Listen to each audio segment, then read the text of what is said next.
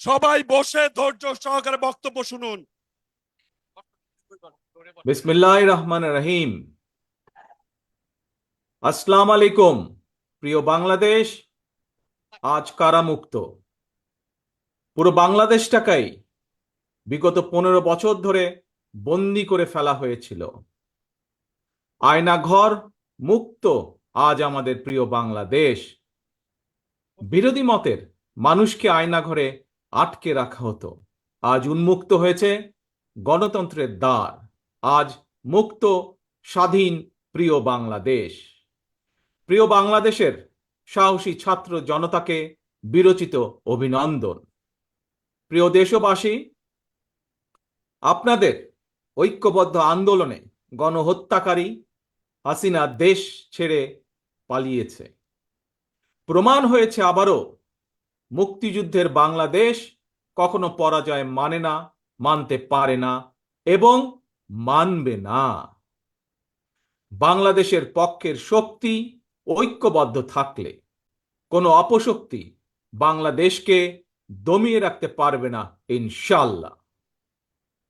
1971 এর মুক্তিযুদ্ধ আর 2024-এর মুক্তিযুদ্ধ, উভয় মুক্তিযুদ্ধেই জনগণের বার্তা একটি। কি সেটি? সেই বার্তা হলো, শর্ত দিয়ে স্বাধীনতা হয় না। স্বাধীনতা প্রিয় জনগণ, স্বাধীনতা অর্জন কিংবা স্বাধীনতা রক্ষায় কোনো শর্ত মানে না, মানতে রাজি না। গণহত্যাকারী স্বৈরাচারী হাসিনা পালিয়ে যাবার পরে বাংলাদেশ থেকে, প্রিয় বাংলাদেশ থেকে আমি যত মানুষের সাথে কথা বলেছি, প্রতিটি মানুষ অনুভূতি প্রকাশের প্রথম উচ্চারণ ছিল, বাংলাদেশ স্বাধীন হয়েছে।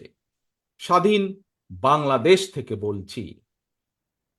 দেশ এবং জনগণকে স্বাধীন করতে গিয়ে চোখে মুখে বুকে গুলি আলিঙ্গন করা আবু সাইদ কিংবা মুগ্ধের মতন হাজারো ছাত্র ছাত্রী, তরুণ তরুণীকে প্রাণ বিসর্জন দিতে হয়েছে।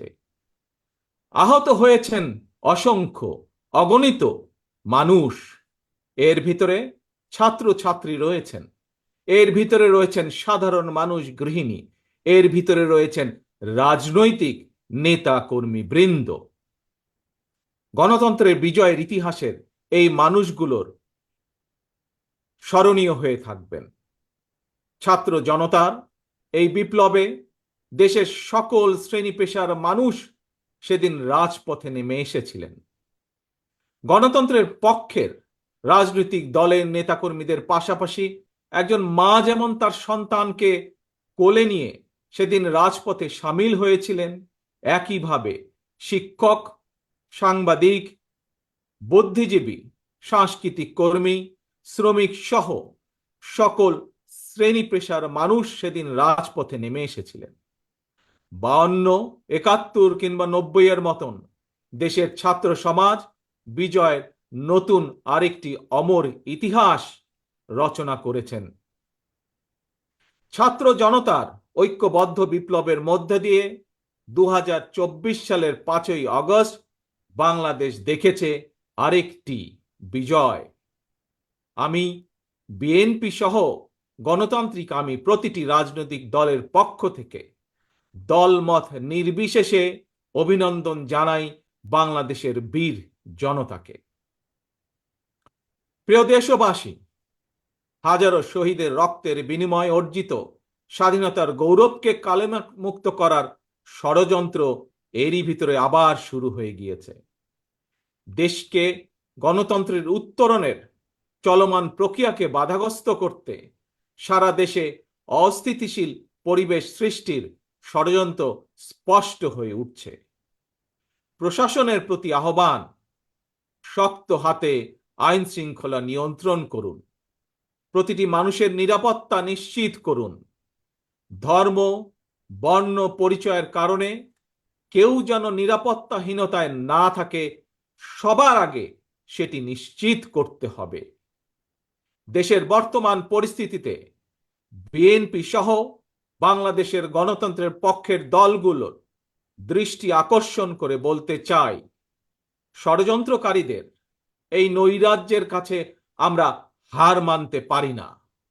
আমি বিশেষ করে এই মুহূর্তে দেশের সবচেয়ে বড় এবং জনপ্রিয় রাজনৈতিক দল হিসাবে সারা দেশে বিএনপির সর্বস্তরের নেতাকর্মীর প্রতি আহ্বান রেখে বলতে চাই, আপনারা যিনি যেখানে বসবাস করেন সেখানে আপনার বন্ধু কিংবা পাড়া প্রতিবেশী, তিনি মুসলমান, বৌদ্ধ, হিন্দু, খ্রিস্টান, ধর্মীয় পরিচয় যাই হোক না কেন, বিশ্বাস যাই হোক না কেন, তার নিরাপত্তায় আপনি ঢাল হিসাবে দাঁড়িয়ে দৃষ্টান্ত স্থাপন করুন। আমাদেরকে মনে রাখতে হবে, বাংলাদেশে ভূখণ্ডে বসবাসকারী প্রত্যেকটি মানুষের একটি পরিচয়, সেটি হচ্ছে আমরা বাংলাদেশী। প্রিয় ভাই বোনেরা, আরেকটি বিষয়ের প্রতি আপনাদের দৃষ্টি আকর্ষণ করে কথা বলতে চাই। একটি সভ্য এবং গণতান্ত্রিক রাষ্ট্রে পুলিশ অপরিহার্য। পুলিশ জনগণের শত্রু নয়। গণহত্যাকারী হাসিনা বিনা ভোটে ক্ষমতায় থাকার জন্য আইন শৃঙ্খলা বাহিনীকে জনগণের শত্রু হিসাবে দাঁড় করিয়েছে। তবে আমি বিশ্বাস করি, বিএনপি বিশ্বাস করে, বাংলাদেশের গণতান্ত্রিক রাজনৈতিক দলগুলো প্রত্যেকে বিশ্বাস করে, পুলিশের ভেতরে একটি চক্র ছাড়া অধিকাংশ পুলিশ কর্মকর্তা এবং সদস্য চাকরিবিধি মেনেই, দেশের আইন কানুন মেনেই দায়িত্ব পালনের চেষ্টা করছেন। হাসিনার পালনের পরে বর্তমানে খুব সুকৌশলে একটি চক্র পুলিশের মনোবল ভেঙে দেওয়ার ষড়যন্ত্রে লিপ্ত হয়েছে। পুলিশকে অকার্যকর করে দেওয়া গেলে দেশকে অস্থিতিশীল করা সহজ। ধর্মীয় সংখ্যালঘু জনগোষ্ঠীর মনে নিরাপত্তাহীনতা সৃষ্টি করা সহজ। অস্থিতিশীলকারীদের আমি হুঁশিয়ার করে দিয়ে বলতে চাই, পুলিশ কিংবা ধর্মীয় সংখ্যালঘু জনগোষ্ঠী আজ থেকে, এই মুহূর্ত থেকে হামলা কিংবা নৈরাজ্য বন্ধ করুন। এমনকি কেউ বিএনপির নাম ব্যবহার করে কোনো অপকর্ম করতে চাইলে তাকে ধরে আইনে হাতে তুলে দিন। কোনো পুলিশের বিরুদ্ধে কোনো সুনির্দিষ্ট অভিযোগ থাকলে সংশ্লিষ্ট কর্তৃপক্ষের কাছে যথা নিয়মে অভিযোগ দায়ের করুন। দেশবাসীর প্রতি আমার বিনীত আহ্বান, কেউ দয়া করে নিজের হাতে আইন তুলে নেবেন না।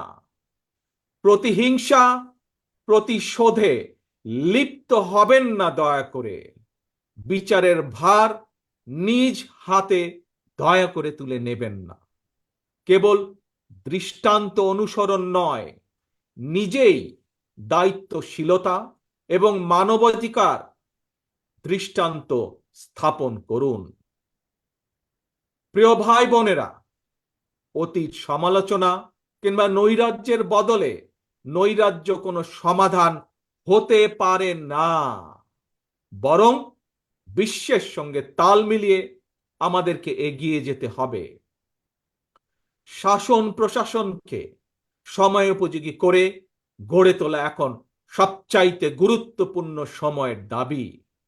জ্ঞানভিত্তিক রাষ্ট্র সমাজ নির্মাণের লক্ষ্যে নিয়োগ কিংবা প্রমোশনে মেধার সর্বোচ্চ অগ্রাধিকার থাকতে হবে। দেশকে আমদানি নির্ভর কিংবা বৈদেশিক নির্ভরতা থেকে বের করে আনতে হবে আমাদেরকে। দেশীয় উৎপাদন এবং উৎপাদনের প্রযুক্তিগত নির্ভরতা বাড়াতে হবে। দেশে কর্মসংস্থান তৈরি করে বেকার সমস্যার সমাধান দ্রুতই চেষ্টা করতে হবে সমাধান করার জন্য। গার্মেন্টস, শ্রম, ঔষধ, আউটসোর্সিং সহ সম্ভাবনায় খাতগুলোকে নিয়ে রফতানির বাজারের আওতা আমাদেরকে যে কোনো মূল্যে বাড়াতে হবে। প্রযুক্তি নির্ভর এবং কর্মমুখী শিক্ষা ব্যবস্থা চালু করে দেশে বিদেশে শ্রমবাজারের প্রতিযোগিতায় টিকে থাকার মতো দক্ষ এবং মেধাবী প্রজন্ম গড়ে তুলতে হবে।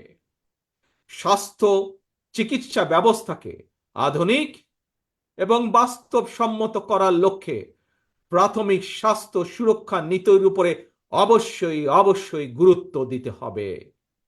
সবার জন্য সুবিচার নিশ্চিত করতে আইনের শাসন নিশ্চিত করা অবশ্যই প্রয়োজন এবং নিশ্চিত করা হবে। প্রিয় ভাই বোনেরা, দেশে কিংবা প্রবাসে এমন অনেক বাংলাদেশি রয়েছেন যারা জ্ঞানে বিজ্ঞানে অভিজ্ঞতায় সমৃদ্ধ। প্রচলিত রাজনৈতিক ব্যবস্থায় বিজ্ঞদের এরকম অনেকেই সংশ্লিষ্ট হতে চান না। সুতরাং এইসব গুণী মানুষদেরকে রাষ্ট্র পরিচালনায় ও নীতি প্রণয়নে অন্তর্ভুক্ত করতে জাতীয় সংসদে উচ্চ কক্ষ চালু করার প্রস্তাব বাংলাদেশ জাতীয়তাবাদী দল রেখেছে। এরই ভিতরে রাজনৈতিক এবং রাষ্ট্র পরিচালনায় গুণগত পরিবর্তন আনতে না পারলে আমাদের আজকের এই বিপ্লব কাঙ্ক্ষিত ফল মিলবে না। প্রিয় ভাই বোনেরা, 12.5 কোটি ভোটারের অধিকার কেড়ে নিয়েছিল স্বৈরাচার। গত 15-16 বছর ধরে জনগণের উপরে স্বৈরা শাসন চাপিয়ে দিয়েছিল। স্বৈরাচার গণহত্যাকারী হাসিনার পতনের মধ্যে দিয়ে হাজারো শহীদের রক্ত রঞ্জিত বিপ্লবের প্রথম ধাপ সফল হয়েছে মাত্র। ছাত্র জনতার এই রক্ত ঝরা বিপ্লবের চূড়ান্ত লক্ষ্য একটি বৈষম্যহীন গণতান্ত্রিক বাংলাদেশ। তাই বিপ্লবের লক্ষ্য বাস্তবায়নে দ্রুততম সময়ের মধ্যে জাতীয় নির্বাচন অনুষ্ঠান করতে হবে। দ্রুততম সময়ের মধ্যে জনগণের ভোটে নির্বাচিত প্রতিনিধিদের কাছে ক্ষমতা হস্তান্তর করতে হবে। স্বৈরাচার হাসিনা পতনের রক্ত রঞ্জিত বিপ্লবকে সার্থক এবং সফল করে আসুন নাগরিক হিসাবে আমরা আরো দায়িত্বশীল আচরণ করি। বিভেদ, বিরোধ, হিংসা, প্রতিহিংসা নয়।